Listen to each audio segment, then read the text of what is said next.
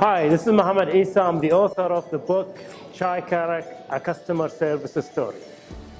In the book, I don't talk about how do you make a great tasting Chai Karak. Instead, I talk about the 9 principles to giving great customer experience to all your customers. I call these principles the Chai Karak Manifesto. And in this session, I will share with you stories from different parts of the world of what it takes to give a good customer experience to your customers and make them love you and stay with you so that you can attract new customers, retain your existing customers, increase your sales, increase your profits, and increase your cash in the bank.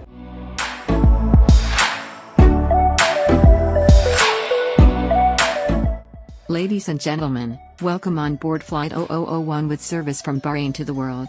We are currently in line for takeoff and are expected to be in the air in approximately 3 minutes' time. We ask that you please make yourself comfortable anywhere and be seated for takeoff. Please turn off any distractions, including cell phones notifications, and plug in your PCs and laptops to the electricity power. Smoking is prohibited for the duration of the flight. Thank you for choosing We Say Virtual Flights. Enjoy your flight. 2 years ago, I wanted to celebrate my birthday in a crazy way. I wanted to jump out of an airplane. So I flew to Dubai to experiment with the skydive experience over there. As I arrived at the terminal, I saw the instructors doing push-ups, doing sit-ups, doing chin-ups, and stretching. I thought, these guys are fit. And you need someone who's fit to jump with you out of an airplane. There was a long line. I stood in the line, and in no time, I found myself speaking to a representative of this great company. I filled the required forms, and then I proceeded to the cashier. The cashier told me, you have nothing to pay. The payment was made online. You can just wait for your photographer and instructor. While I was waiting, I started reading the instructions, and before I knew it, there was my photographer. He was fun. He made me smile, he made me laugh, he took some pictures, and then he took a video. And he asked me a very interesting question. He said, do you have any last words? I said, come on. Of course, he was joking. Then my instructor came, and he told me something very important. The first time we met, he told me, Muhammad, welcome. I've been doing this for 25 years. And I thought, this is good. 25 years of experience jumping out of airplanes. And this is what you need, someone who's experienced, because my life was at stake at this moment. So he told me, I can give you so many information and so many instructions about jumping out of an airplane, but let me tell you this. I need you to bend your knees before we jump, and I want you to cross your arms in this way. When I tap on your shoulders, release your arms. And that's what I want you to do. He was very clear. He gave me simple instructions. And this is what you want to do with your customers. Be clear with your communications. You need to communicate in a simple way, in a clear way, so that you convey the messages you want with your customers. So we went into the airplane, and the airplane flew. The moment we reached 4,000 meters, he asked me, Muhammad, are you ready? I said, I'm ready when you are ready. He said, I'm always ready. So we moved slowly to the open door, and there was a traffic light on the left side. It was red, then it became yellow, and then became green, and we jumped out of the airplane. And the moment he tapped my shoulder, I extended my arms like an eagle, flying and enjoying the panoramic views of Dubai. communicate with your customers.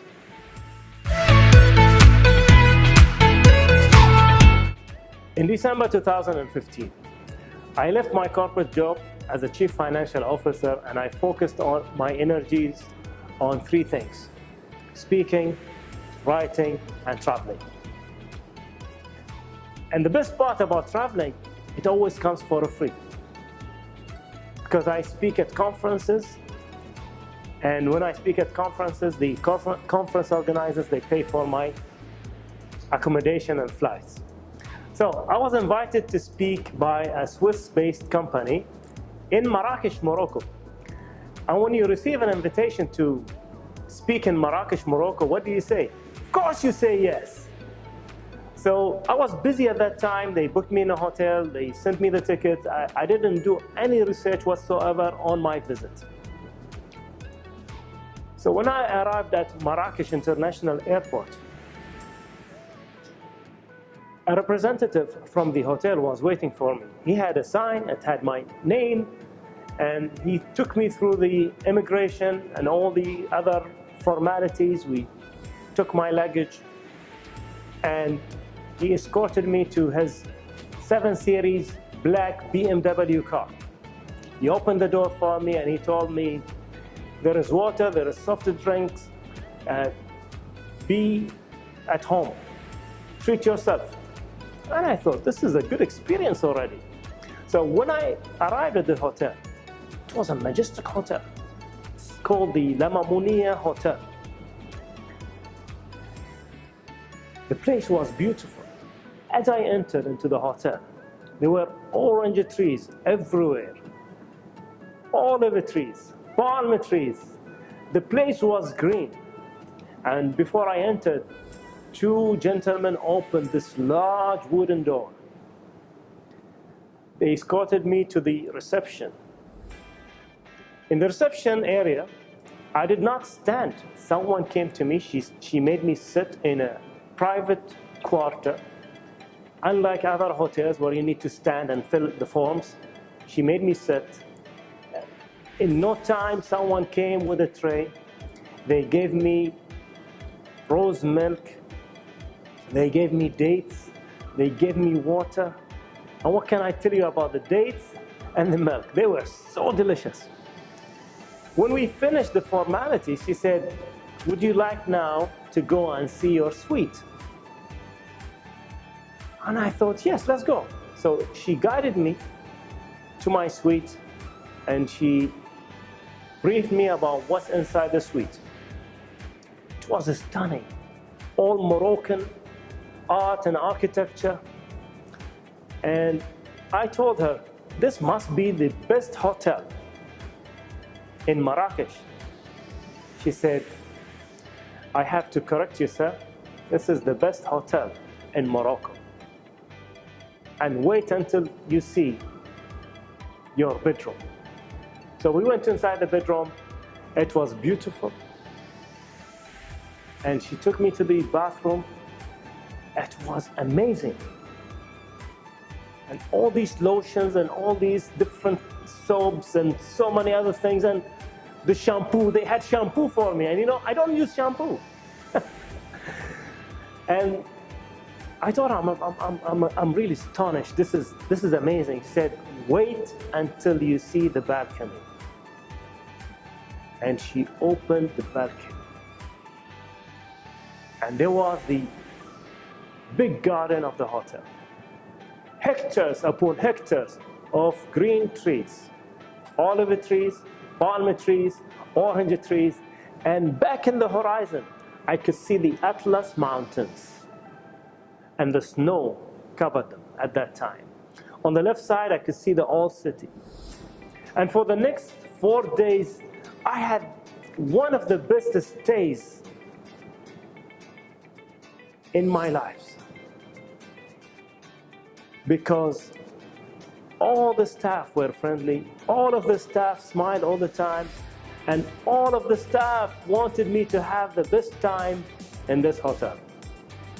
And true to her words, in the same year where I stayed, this hotel won the best hotel not in Marrakesh, not in Morocco, not in Africa, but they won the best hotel award in the entire world.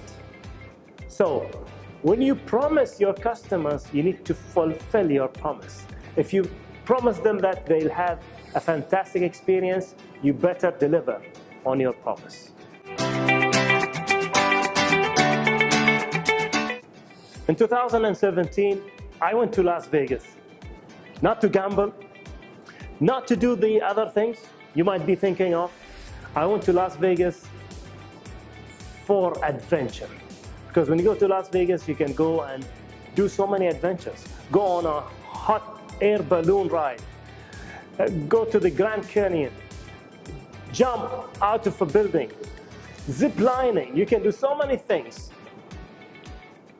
And when I travel, I like to observe customer experience stories. And this is one that comes to you from Las Vegas. Now, if you're traveling, what could be the worst thing that could happen to you? No, losing your passport is not the worst thing that could happen to you. Because if you lose your passport, you can go to the consulate, you can go to the embassy, and they'll sort you out. They'll give you some papers, documents, and you can fly back home. But the worst thing that could happen to you in a travel experience is this. Is you go to the perfect location, the perfect attraction, and you pull out your phone trying to take the best picture, and your battery dies on you. What do? You fly home, you talk about the experience, but you cannot show your family and friends the photo of the place you visited. And that can be very frustrating. Yes, you can go and Google it and show it to them, but that is not your photo. So I've noticed next to the hotel where I stayed, there is a monorail where you can travel to the different areas of Las Vegas. And inside this monorail, there is a vending machine, not for water or for fizzy drinks, but for phone power banks. So you go to the machine will ask you, are you Android user or iPhone user? I clicked on iPhone. The machine asked me, is it iPhone 4 and below or iPhone 5 and above? And I clicked iPhone 5 and above. The machine asked me, do you want to rent the device or do you want to buy the device? I thought, no, let me buy the device. So I bought the device. The machine said, cash or credit card? I said, credit card. I put my credit card, I put in the PIN, and this thing came out from the machine. Small power bank, you can carry in your pocket, and the beauty about this is you can use it on your iPhone directly without any cables. And you can see it's still charged. So losing that perfect moment when you are about to take a picture will not occur because of this device. So this company did what all of you should do. Anticipate your customers' needs. Anticipate them and fulfill them at profit.